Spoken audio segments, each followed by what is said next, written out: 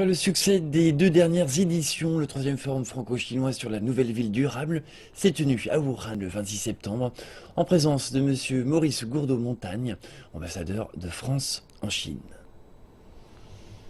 Autour du thème Innovation, sciences et technologies, activités économiques, tremplin du développement urbain durable, plus de 500 représentants chinois et français se sont réunis. C'est la troisième fois que la nouvelle ville durable de Wuhan, dans le centre de la Chine, accueille l'événement.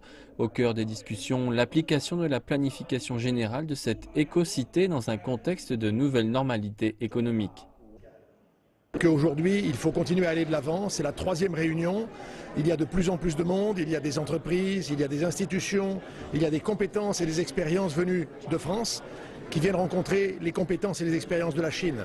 Et donc aujourd'hui, il faut préparer le moment où la planification générale de Zhaidian va être entérinée, va être validée.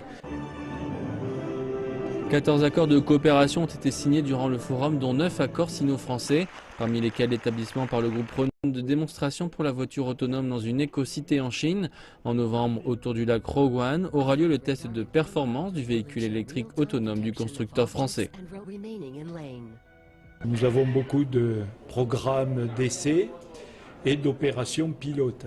Et le projet que nous menons avec la collaboration du district de Zhaidian s'inscrit dans cette opération pilote et c'est une opportunité pour nous de voir comment ce type de véhicules peuvent s'inscrire dans un écosystème, pour voir comment les piétons vont réagir, comment les conducteurs vont pouvoir s'adapter à ce type de nouvelles technologies.